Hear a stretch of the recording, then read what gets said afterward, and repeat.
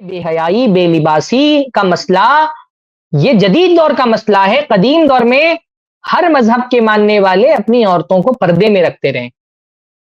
ہندوستان میں جہاں مسلمان عورتیں نقاب پہنتی تھی وہاں ہندو عورتیں گھونگھٹ رکھتی تھیں. آج بھی آپ دیکھیں, آپ خاص طور پہ راجستھان وغیرہ کے علاقے میں جائیں گے تو آپ دیکھیں گے کہ بوڑھی عورتیں بھی گھر سے باہر نکلتی ہیں تو اپنا پلو سر کا نیچے کر لیتی ہیں.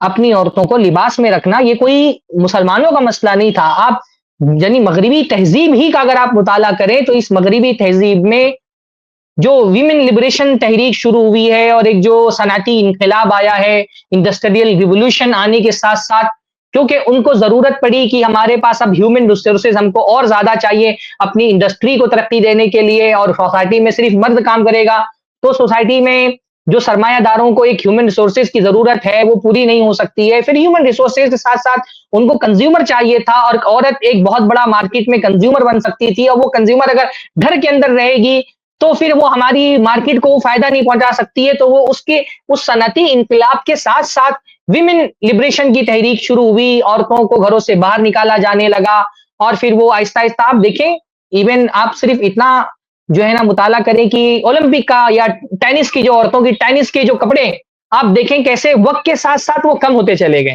مذہبی طبقہ جو عیسائیوں کا بھی تھا مغرب میں, وہ بھی آپ دیکھیں ننز کو, کیا نقاب اور پردہ کرنا یہ صرف مسلمان خواتین کی علامت ہے؟ ننز باقاعدہ اسکارف پہنتی ہیں, آج بھی اسکارف پہنتی ہیں, اپنے سر کو چھپاتی ہیں.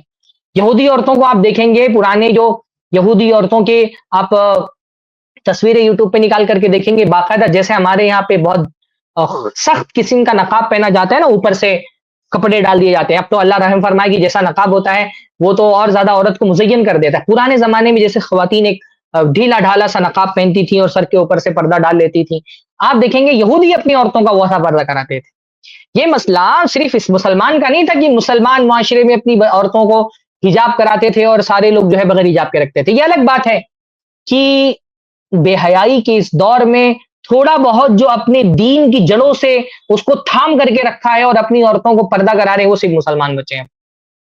ہمارے ملک کے ہندو بھائی اپنی تہذیب اور کلچر کو بھول گئے. عیسائی اپنی تہذیب و کلچر کو بھول کر کے انہوں نے اپنی عورتوں کو معاشرے کی اور بازار کی زینت بنا دیا. یہودی اپنے کلچر کو بھول گئے, اپنے دین کو بھول گئے. مسلمان ہے جس نے تھوڑا بہت ابھی تک کہ وہ اپنی دین کی جڑوں کو پکڑا ہوا ہے, اسی لیے دنیا میں حجاب مسلمانوں کی علامت سمجھا جا رہا ہے. الحمدللہ اس بے دینی کے دور میں بھی الحمدللہ مسلمان اپنی دین کو کم از کم اتنا مضبوطی سے پکڑے ہوئے کہ آج اگر حجاب اور بے حجابی کا مسئلہ کوئی ہے, اور حجاب اور بے حجابی کی جنگ میں, حیا اور زنا کی جنگ میں اگر حیا کے محاذ پر کوئی بندہ کھڑے ہو کر کے زنا کی تہذیب کا مقابلہ کر رہا ہے تو وہ صرف ایک مسلمان. حجاب ایک مسلمان کی علامت سمجھی جاتی ہے, نقاب ایک مسلمان کی علامت سمجھی جا رہی ہے. آج اس بے حیائی کے طوفان میں بھی وہ حجاب کا یہ جھنڈا لے کر کے ایک مسلمان عورت کھڑی ہے اور اس بے حیائی کے طوفان کا مقابلہ کر رہی ہے ایک مجاہدہ بن کر کے. واللہ میں جب کسی مسلمان عورت کو نقاب میں دیکھتا ہوں تو یہ شعور جاگتا ہے کہ یہ نقاب والی عورت یہ ایک مجاہدہ ہے.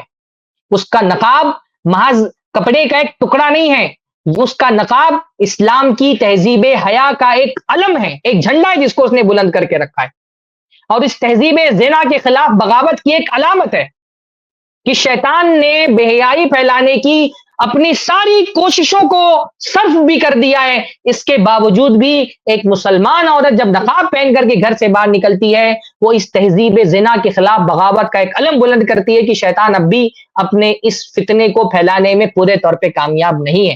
داڑھی رکھنے والا مرد اور حجاب پہننے والی عورت یہ آج کے دور کے مجاہد ہیں. داڑھی رکھ لینا, نقاب پہن لینا آج کے دور میں جب دینی شعار کو دقیانوسیت کی علامت سمجھا جاتا ہے, ایسے دور میں داڑھی رکھنا, اسلامی شعار کا اظہار کرنا, نقاب پہن کر کے اسلامی شعار کا اظہار کرنا یہ کسی جہاد سے کم نہیں ہے. بہت یہ اللہ کے ولی ہے.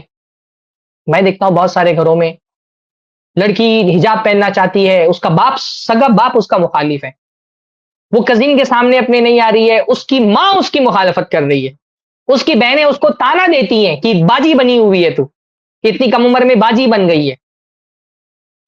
لڑکا داڑھی رکھنا چاہ رہا ہے, اس کا باپ اس کو تانا دیتا ہے کہ اس عمر میں ملا جی بن گیا ہے. یہ تانے برداشت کر کے اپنے گھر والوں کے, اپنے محلے کے, اپنے خاندان کے لوگوں کے, اپنے اسکول کے کلیگز کے، اپنے ساتھیوں کے، دوستوں کے، اپنے کالج میں ساتھ پڑھنے والے اپنے طلبہ کا تانا بھی سن رہے ہیں، لیکن اپنے حجاب اور اپنے نقاب اور اپنے دین کے شعار، اپنی داڑھی کے ساتھ سمجھوتا نہیں کر رہا. یہ اللہ کا ولی ہے. میں بار بار یہ بات کہتا ہوں، اللہ کا ولی ہونا کیا ہے؟ اللہ کے ولی ہونے کی علامت یہ نہیں کہ وہ ولی جو ہے وہ آسمانوں میں اڑتے ہیں یا پانی پر چلتے ہیں. ولی کی علامت یہ ہے کہ فتنوں کے دور میں اپنے دین کو مضبوطی سے تھام کر کے رکھتے ہیں.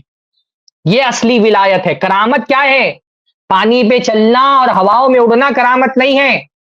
کرامت یہ ہے کہ فتنوں کے دور میں مضبوطی سے اپنے دین کو پکڑے رہو. یہ اصلی کرامت ہے.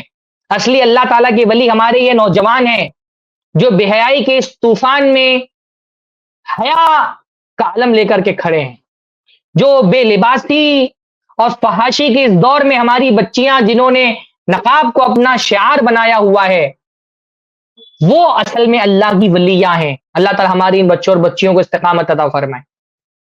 تو شیطان جو ہے نا، اس نے یہ شیطان کی بہت عام ٹرک ہے کہ برائیوں کو مزین کرو اور نیکیوں کو شرمندگی کا باعث بنا دو.